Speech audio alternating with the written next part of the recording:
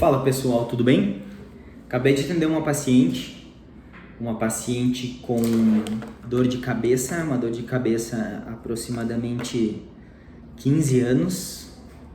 Ela é fisioterapeuta também, uma colega, um histórico de trauma cervical quando nasce com fratura de clavícula, enfim.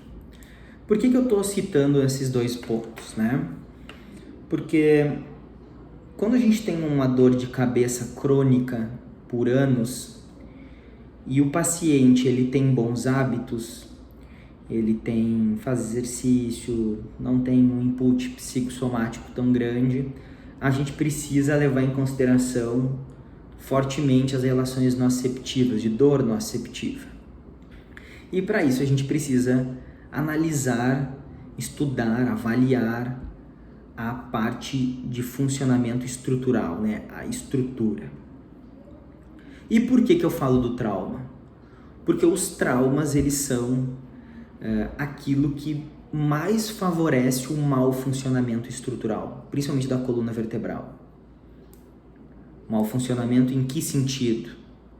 Restrição de mobilidade, hipomobilidade, né? Perda da amplitude de movimento, perda da qualidade da amplitude de movimento, e isso pode ter repercussão como um aumento de tensão, como um mau funcionamento, isso gerar uma clínica para aquele paciente, seja dor ou até mesmo uma incapacidade, uma limitação de movimento. E essa paciente, ela já tinha tentado de tudo, segundo ela, né? E uma das coisas que ela usava com frequência era as abordagens miofaciais, né? As manipulações dos tecidos moles, com muita liberação miofacial, com muita manipulação de tecidos moles, mobilização de tecidos moles e exercícios. E tudo aliviava, mas nunca resolvia o problema dela.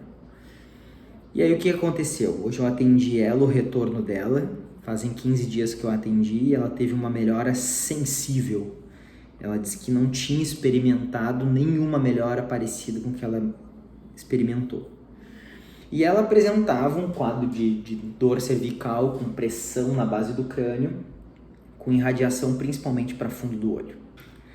E existem duas relações que nós precisamos levar em consideração na hora de estudar, raciocinar, analisar o funcionamento do pescoço, que a primeira é a ponte miodural e a relação complexo cérvico-trigeminal. O que são essas duas coisas, né? Nós temos músculos subocipitais, né? Músculos inervados pelo ramo de C1 motoramente, é um nervo exclusivamente motor, que são, né, o reto posterior maior da cabeça, reto posterior menor da cabeça. Ambos saem do occipital, o menor vai para C1, para o processo atrofiado espinhoso de C1, e o maior vai para o processo espinhoso de C2. E os músculos, né, oblíquo superior e oblíquo inferior. O oblíquo superior sai do occipital e vai para a transversa de C1, e o oblíquo inferior sai da transversa de C1 e vai para o espinhoso de C2. São músculos que fazem rotações e a extensão principalmente. Eles têm dentro das relações anatômicas da região subocipital uma relação direta com os nervos subocipitais. Quais são? O grande nervo occipital, ou nervo de Arnold, que é um nervo sensitivo que compõe principalmente o dermátomo de C2, que dá essa alteração, essa relação de sensibilidade para a região local.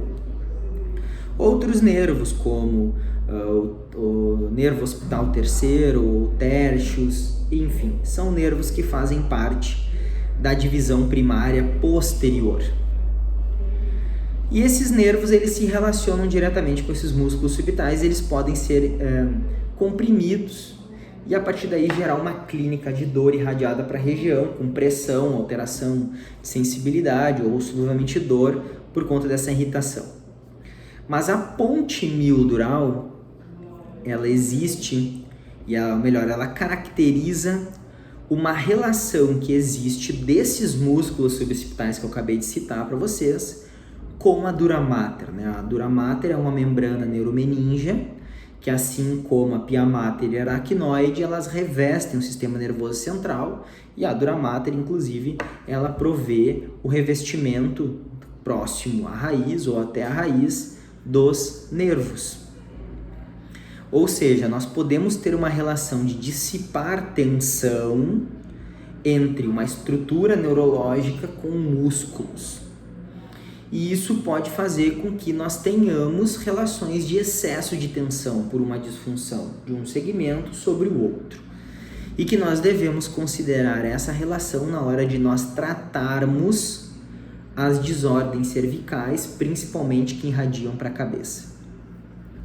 E a segunda relação, que é a relação do complexo cérvico-trigeminal, é que alguns estudos anatômicos sugerem que os ramos trigeminais, principalmente o ramo frontal, o oftálmico e o maxilar, eles possam colher, através de neurônios via medula, de um núcleo medular, aferências, referências e até mesmo nocicepções de uma região medular que se estende do tronco encefálico até mais ou menos a altura cerebelar até o nível de C2.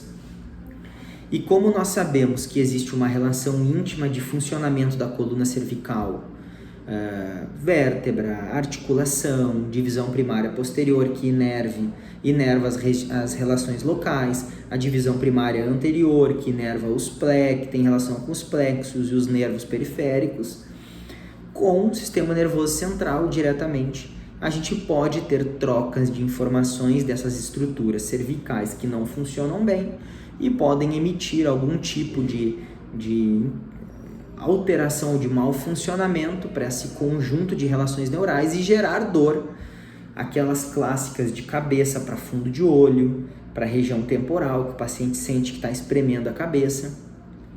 E que, claro, a gente tem que considerar, né, os músculos do aparelho mastigatório, ver se esse paciente tem bruxismo, se ele faz alguma tensão de apertamento, o que é muito comum, né?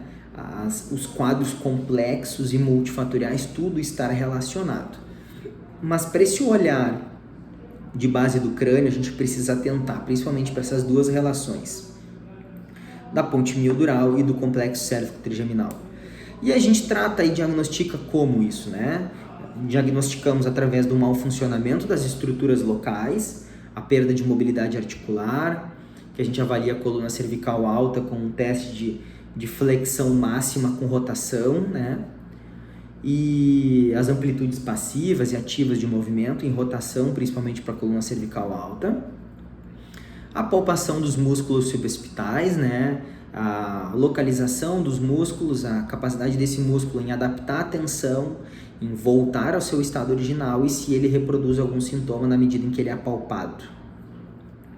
E o sistema neurológico, né? Se o paciente ele apresenta alguma queixa que tenha relação neuropática, neurológica, que possa sugerir uma alteração direta do sistema nervoso, seja por uma radiculopatia ou por uma compressão de um tronco neural, né? Dessas divisões primárias e posteriores da coluna cervical. Esse raciocínio ele é fundamental para pacientes que têm dor de cabeça, principalmente com origem cervicogênica, né, que são as cefaleias cervicogênicas. Então, implementem esse raciocínio na rotina de vocês, depois aprofundem, né, vale a pena aprofundar, vale a pena ler sobre e tentar identificar essas relações anatômicas olhando em atlas de anatomia, pesquisas mais profundas, para você, se você já está no nosso grupo do WhatsApp, lá rola, já mandei alguns artigos científicos falando desse tema. Se você não entrou ainda, está vendo esse vídeo depois, é só você entrar lá no meu Instagram, tem um link, você acessa e vai direto para o grupo do WhatsApp. E a gente tem um link dentro do Dropbox, que ali tem todos os artigos que nós já publicamos desde que eu criei esse grupo, tá bom? E com frequência eu encaminho para lá. Espero que vocês tenham gostado, espero que tenha sido útil para a sua prática clínica fisioterapêutica, osteopática, quiropraxista, dos terapeutas manuais. Implemente, amplie seu raciocínio de uma forma descomplicada. Se não te inscreveu aqui no canal do YouTube, do DRC, te inscreve, porque toda hora a gente está colocando vídeos novos e são vídeos que têm uma relevância muito grande para a nossa prática clínica. Deixa o teu like e comenta aqui também, e de preferência compartilha com seus colegas, porque a gente precisa ampliar cada vez mais essa nossa rede de conhecimento. Até o próximo vídeo.